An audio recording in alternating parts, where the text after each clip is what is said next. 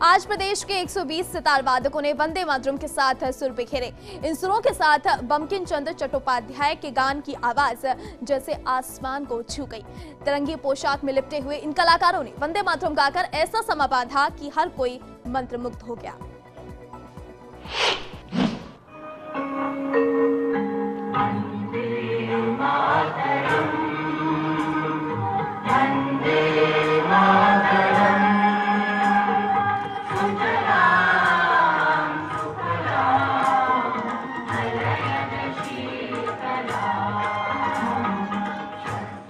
नजारा था जयपुर के जनपद पर अमर जवान ज्योति का, जहां 50,000 युवा जनपद पर जमा थे। सभी एक सुर में थे और सुर थे राष्ट्रगीत वंदे मातरम के लिए। आजादी की लड़ाई का मंत्र गान जब यहां जनपद पर गूंजा तो देश के प्रति जोश, जज्बा और जुनून दिखाई दिया।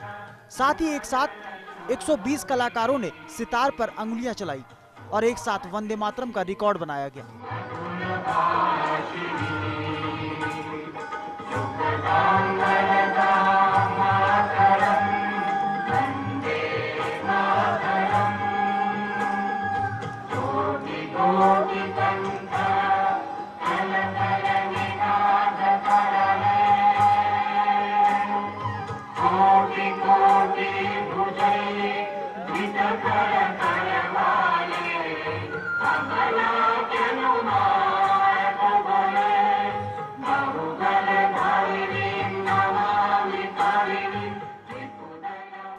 Voice of unity Hindu spiritual and service की ओर से आयोजित इस कार्यक्रम में मुख्यमंत्री वसुंधरा राजे भी पहुंची। साथ ही लोगों में गौ माता की रक्षा की, नाग देवता के संरक्षण की, धरती माता की पूजा और गंगा माता की स्वच्छता के जज्बे को जगाने की शपथ दिलाई। वन्य जीवन का प्रतीक मानकर उनमें श्रद्धा रखती हूँ। मैं गौ माता को समस्त प्राणियों का प्रतीक मानकर उसकी पूजा करती हूँ। मैं गंगा माता को प्रकृति का प्रतीक मानकर उसमें श्रद्धा रखती हूँ। मैं धरती माता को पर्यावरण का प्रतीक मानकर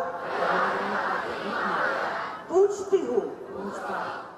और मैं समझती हूँ कि देशभक्ति से प्रेरित करने का काम ऐसे कार्यक्रम करता है और ऐसे कार्यक्रम और होने चाहिए।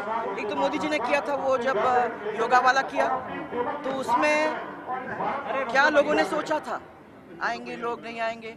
आपको मालूम है कि दुनिया में हजारों स्थानों पे हुआ और फुल हाउस था। आपने यहाँ भी देखा कैसा था।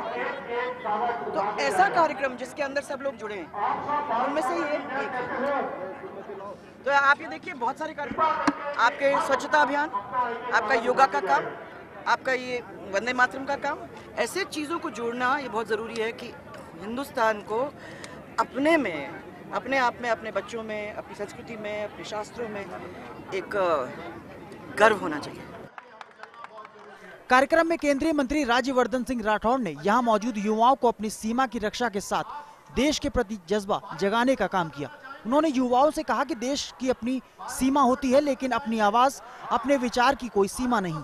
आपकी आवाज और विचार को उन सीमाओं से बाहर दुनिया तक पहुंचाने के लिए सोशल मीडिया की भूमिका का जमकर उपयोग करें, ताकि 1 से 2, 2 से सैकड़ों और सैकड़ों से करोड़ों लोगों तक अपने देश के प्रति जज्बे की खुशबू फैल सके। ये भारत जो भौगोलिक मानचित्र पर है, ये भारत भारत नहीं है, भारत हमसे है। ये भारत हमारा है।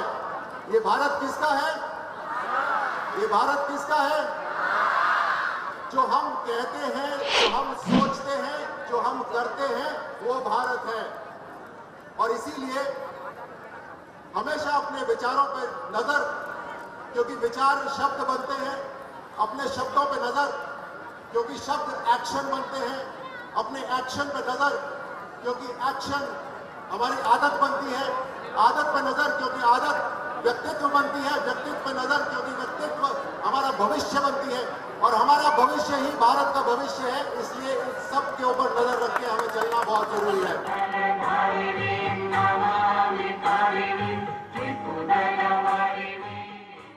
छात्रों ने सामूहिक राष्ट्रगीत का गाया, माहौल देशभक्ति में हो गया।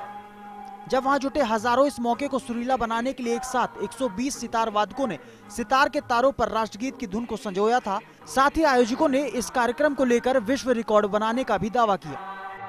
ये कार्यक्रम Hindu spiritual and service fair के जो हम कार्यक्रम कर रहे हैं उसकी एक प्री फेयर एक्टिविटी के रूप में हमने आयोजित किया था।